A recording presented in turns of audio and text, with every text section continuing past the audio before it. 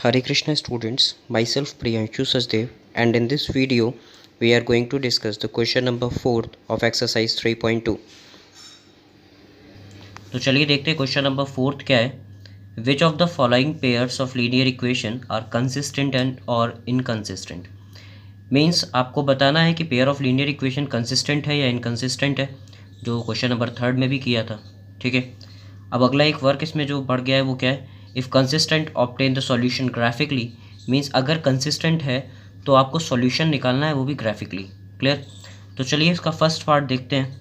दो आपको इक्वेशंस दे रखी हैं, x plus y is equals to 5 and 2x plus 2y equals to 10. पहले क्या चेक करेंगे कि वो कंसिस्टेंट है या इनकंसिस्टेंट है. क्लियर हो गई इतनी बात? तो ये चीज़ आप सीख चुके हैं, इसीलिए मैंने इसको प्री सॉल्व करके रखा है ताकि आपका ज़्यादा टाइम वेस्ट ना हो और आप इजीली समझ सकें. ठीक है, तो फर्स्ट पार्ट में फर्स्ट इक्वेशन देखेंगे, x plus y equals to 5 दे रखा है. ठीक है, 5 को इधर ट्रांसपोज करेंगे तो माइनस का 5 हो जाएगा. कंपेयर करेंगे आप a1x plus b1y plus c1 equals to 0 से, तो a1 का वैल्यू 1 आएगा, b1 का वैल्यू भी 1 आएगा और c1 का वैल्यू -5. क्लियर? सेकेंड इक्वेशन हम देखेंगे, 2x plus 2y equals to 10. 10 इधर ट्रांसफर करेंगे, -10 हो जाएगा. कंपेयर करोगे a2x plus b2y plus c2 equals to 0 से, तो a2 का वैल्यू कितना आएगा 2, b2 का वैल्यू 2 एंड c2 का वैल्यू कितना -10. अब रेशियो फाइंड आउट करना है, तो a1 अपॉन a2 कितना होगा 1/2, 1/2. b1 बाई b2 का वैल्यू निकालेंगे तो 1/2 ही आएगा, क्योंकि b1 का वैल्यू भी 1 है और b2 का वैल्यू भी 1 है. अब बात करते हैं c1 अपॉन c2 की, तो c1 का वैल्यू -5 और c2 का वैल्यू -10. ठीक है, माइनस से माइनस कैंसिल हो गया, 5 1 जा 5, 5 2 जा 10, 1/2 आ गया. तो आपको यहाँ से देखा कि a1 upon a2, b1 upon b2 और c1 अपॉन c2 तीनों ही बराबर है, विच इज़ इक्वल्स टू 1/2. तो हमने यहाँ लिखा because a1 upon a2 is equals to b1 upon b2 is equals to c1 upon c2. तो हम कह सकते हैं लाइन्स आर कोइंसिडेंट. अब जब लाइन कोइंसिडेंट है तो लीनियर इक्वेशन कैसी होंगी, कंसिस्टेंट या डिपेंडेंट. क्लियर हो गई इतनी बात?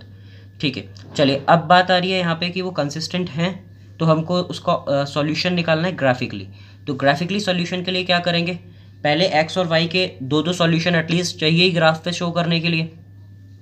तो फर्स्ट इक्वेशन हमने देखी x plus y equals to 5. अब सॉल्यूशन निकालते टाइम पे एक वेरिएबल के इक्वल करना होता है, तो हमने y के इक्वल कर लिया. y इक्वल क्या आएगा 5 माइनस x. अब x के कोई दो वैल्यूज़ पुट करके y के कोई दो वैल्यूज़ आपको फाइंड आउट करने हैं जो आप ग्राफ पे रिप्रेजेंट कर सकें. सपोज ऑफ दैट हमने x का वैल्यू 1 पुट किया, तो y का वैल्यू कितना आया 5 minus 1 which is equals to 4, यानी कि 1 और 4. 1 वैल्यू रखने पर 4 आया, तो 1,4. अब x का वैल्यू हमने 2 रखा, तो y इक्वल्स टू कितना निकला 3, तो 2,3 हो जाएगा. ठीक है, आगे देखेंगे सेकंड दो हमने सॉल्यूशन निकालने थे, हमने निकाल लिए. अब आगे बात करेंगे अगली इक्वेशन की जो थी 2x plus 2y equals to 10. तो 2y इक्वल्स टू निकाला यहाँ पे, तो 10 माइनस 2x हुआ. y इक्वल्स टू निकालेंगे तो 10 माइनस 2x अपॉन 2. x का वैल्यू आपने क्या रखा 0, तो 0 रखने पर y का वैल्यू कितना निकलेगा 10 minus 2 into 0 which is 10/2 which is equals to 5. तो y का वैल्यू कितना हो गया 5 हो गया बेसिकली यहाँ से. ठीक है, तो चलिए आगे अब हम क्या करेंगे, x का वैल्यू रख देंगे 1. तो देखिए हमने क्या किया, पुट x इक्वल्स टू 1. तो y का वैल्यू कितना हुआ 10 minus 2 into 1 upon 2 which is y equals to 8 upon 2 which is equals to 4. तो x का वैल्यू 0, तो y का वैल्यू 5 आया था. अगर हमने x का वैल्यू 1 पुट किया तो y का वैल्यू कितना निकला 4, ये निकल आया.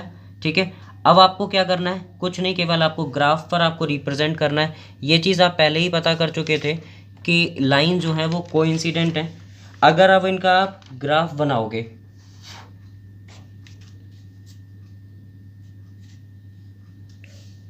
हाँ, तो अगर आप इनका ग्राफ बनाओगे तो ग्राफ में सबसे पहले आपको रिप्रेजेंट करना होगा. देखिए ग्राफ मैंने इसका बना दिया है, आप केवल प्रैक्टिस करेंगे इसकी. x का वैल्यू 1, तो y का वैल्यू 4 था, तो 1,4. ठीक है, और दूसरा था 2,3, तो 2,3 ये रहा. लाइन हमने ये बना दी और इक्वेशन डाल दी x plus y equals to 5. ठीक है, अगले सॉल्यूशन की तरफ जाएंगे. तो अगले सॉल्यूशन में आप देखेंगे 0,5 है, तो 0 ये रहा, 5 ये रहा, 0,5. 1,4 हमने रिप्रेजेंट पहली वाली इक्वेशन से किया हुआ था, यही लाइन दोबारा मिली.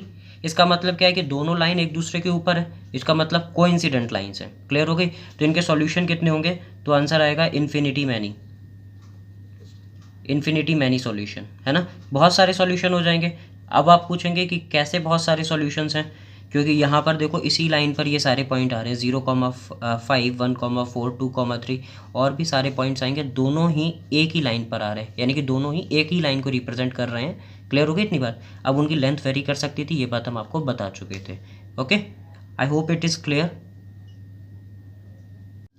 तो चलिए अब इसका सेकेंड पार्ट डिस्कस करते हैं, जिसमें दो इक्वेशन आपको दी हुई हैं। इक्वेशन फर्स्ट है x minus y equals to 8 को इधर ट्रांसपोज करोगे तो -8 हो जाएगा। कंपेयर करेंगे a1x plus b1y plus c1 equals to 0 से, तो a1 का वैल्यू 1, b1 का वैल्यू -1 जो कि y का कॉफिशिएंट है, c1 is a constant term which is -8। ठीक है, 3x minus 3y equals to 16, that is equation number second. 16 को जब हम इधर ट्रांसपोज करेंगे तो -16 हो जाएगा। कंपेयर करेंगे a2x plus b2y plus c2 equals to 0 से, तो क्या निकलेगा, a2 is equals to 3, b2 equals to -3 and c2 equals to -16। Clear. अब इनके रेशियोज फाइंड आउट करने हैं, तो a1 अपॉन a2 क्या हो जाएगा 1/3, b1 upon b2 -1 upon -3 which is 1/3, क्योंकि माइनस से माइनस कैंसिल आउट होगा। c1 अपॉन c2 निकालेंगे तो c1 का वैल्यू -8 है और c2 का वैल्यू -16 है, तो -8 अपॉन -16 1/2 हो गया। तो यहाँ से हम कह सकते हैं कि a1 upon a2 equals to b1 upon b2 is not equals to c1 upon c2।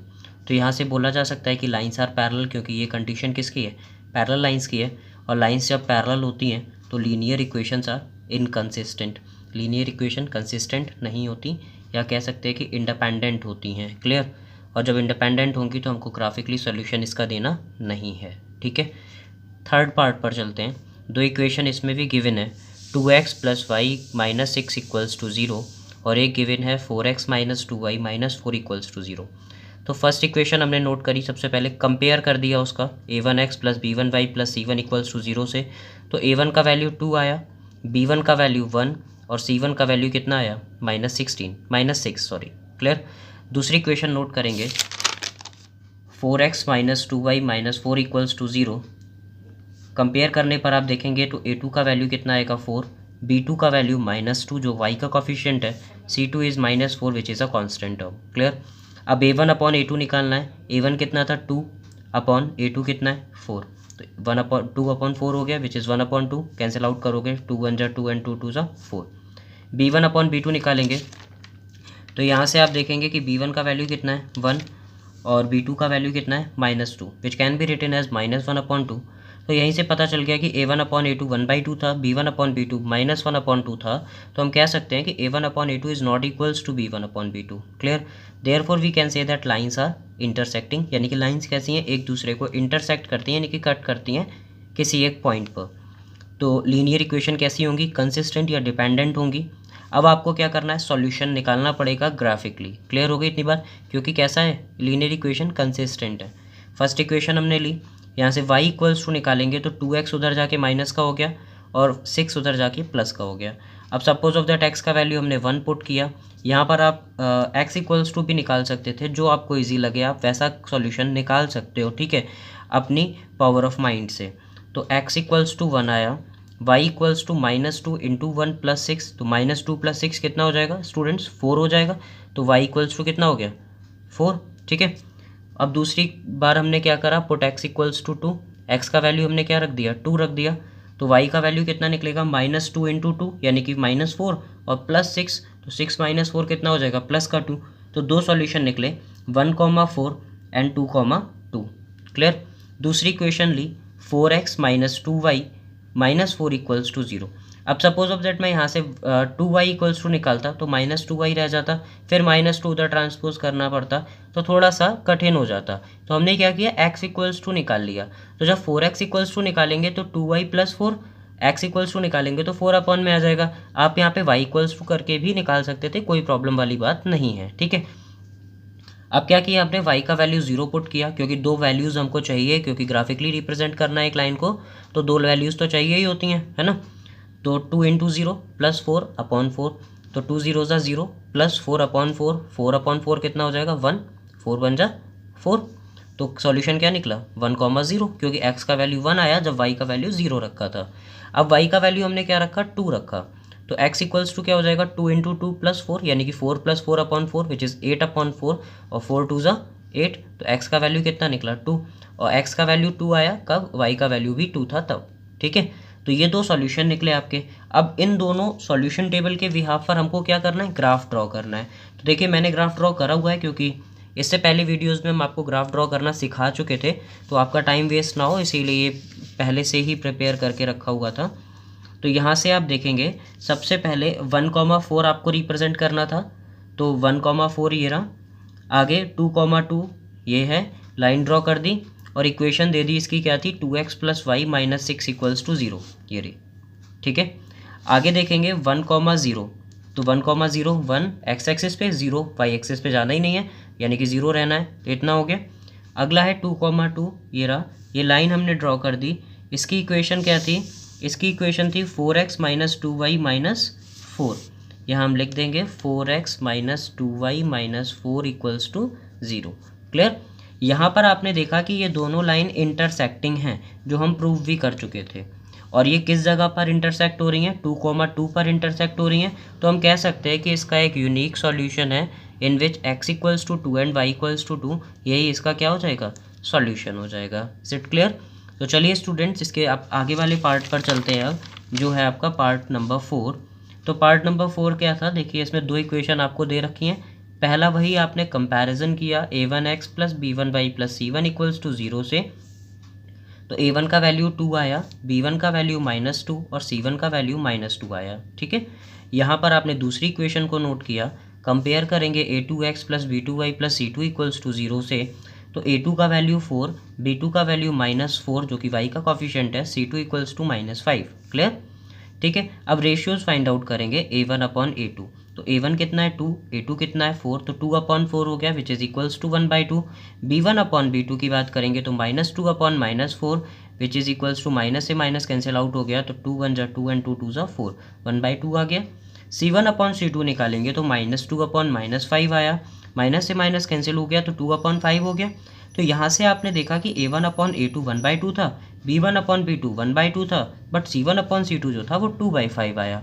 तो यहाँ से हम कह सकते हैं कि a1 upon a2 is equals to b1 upon b2 but not equals to c1 upon c2। तो finally हम यहाँ से बोल सकते हैं कि लाइन्स आर पैरेलल, जो पैरेलल लाइन की कंडीशन है ये। अब जब लाइन पैरेलल होंगी तो लीनियर इक्वेशन कैसी होंगी, इंडिपेंडेंट या इनकंसिस्टेंट कह सकते हैं। ठीक है, hopefully you understood it and thanks for watching.